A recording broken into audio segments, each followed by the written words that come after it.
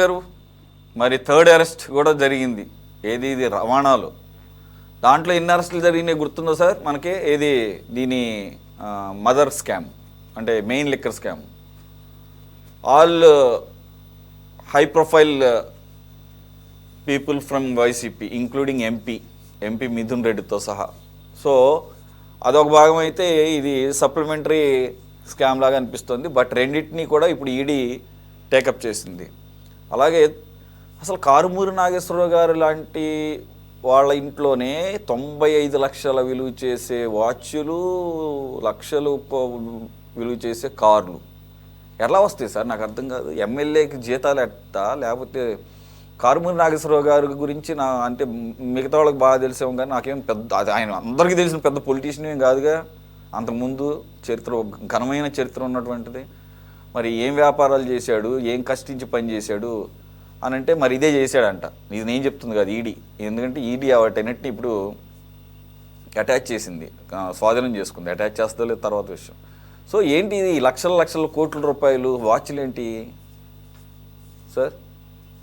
ఇప్పుడు సురేష్ గారు, United nations ఏ విధంగా పనిచేస్తుందో ప్రపంచంలో ఈడీ కూడా అదే విధంగా పనిచేస్తుంది సార్. ఈడీ ముందు విచారించాల్సిన చంద్రబాబు నాయుడు గారు 25,000 కోట్ల రూపాయలు కుంభకోణం, మద్యం కుంభకోణం. 3,500 అంటున్నారు, 95 లక్షలు అంటున్నారు. ఒక్కొక్క వాచ్ 2-3 కోట్ల వాచ్లు ఉన్నాయి సార్. ఒక్కొక్క వాచ్ దాని గురించి కాదు, వాచీలు రేట్లు గురించి కాదు. ఉంటాయి సార్, అరే ఉంటాయి సార్, సార్ ఉంటాయి సార్, ఉంటాయి సార్, ఉంటాయి సార్, నాకు తెలుసు. ఒక్క నిమిషం సార్, ఒక్క నిమిషం ఉంటాయి సార్, ఆగండి సార్. ఉంటాయి, నాకెందుకు తెలియదు, నాకు తెలుసు. రెహానా అని ఒక పాప్ సింగర్ ఉంది. ఆవిడంట మన అంబానీ. ఎక్కడ రెహానా? American pop singer. మన అంబానీలు ప్రెజెంట్ చేసిన ఒక గిఫ్ట్ ఆర్నమెంట్ 2.5 కోట్లు మరి 3 కోట్లు పట్టుకొని ధరించి మొన్న న్యూస్లో కనపడింది. అలాగే మరి గిఫ్ట్గా ఇచ్చిన అంబానీలు కొంటారు సార్. నేను అనేది అంబానీ స్థాయిలు కాదు కదా మీ పార్టీలో లీడర్లు. సార్ మా పార్టీ లీడర్ టీడీపీ వాళ్ళు పేద వాళ్ళకి ఇచ్చారు సార్ సీట్లు. మన ఎమ్మెల్యే ఎంపీ సీట్లు గుడిసెల్లో ఉండే వాళ్లకు, అన్నానికి లేని వాళ్లకు కేవలం 100 కోట్లు 200 కోట్లు ఖర్చు పెట్టే వాళ్ళకి ఎంపీ సీట్లు ఇచ్చారు. కేవలం 70-80 కోట్లు ఖర్చు పెట్టే వాళ్ళకి ఎమ్మెల్యే సీట్లు ఇచ్చారు. పేద వాళ్ళకి ఇచ్చారు.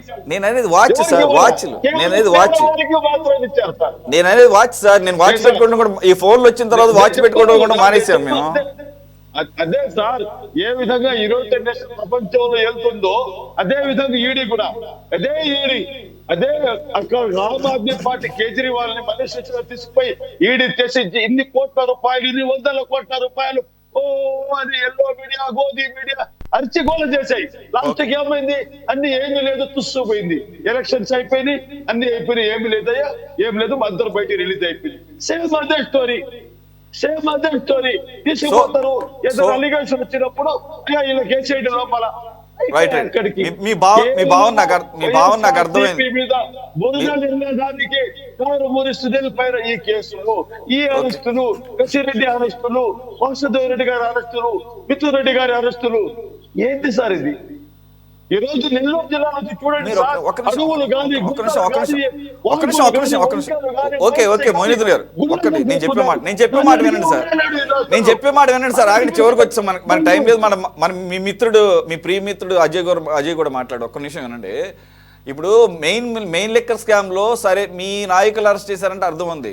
50 పైచిలకు అక్యూజ్డ్ ఉన్నారు దాంట్లో, నిందితులు 50 పైచిలకు. ఆ 50 పైచిలుకులో మీ వాళ్ళని తీసేగా ఇంకా 300 మంది ఎవరో తెలుసా సార్? పూణేలోను, ముంబైలోను గోల్డ్ బిజినెస్ చేసేవాళ్ళు, మనీ లాండరింగ్ చేసేవాళ్ళు, ఢిల్లీ బేస్డ్.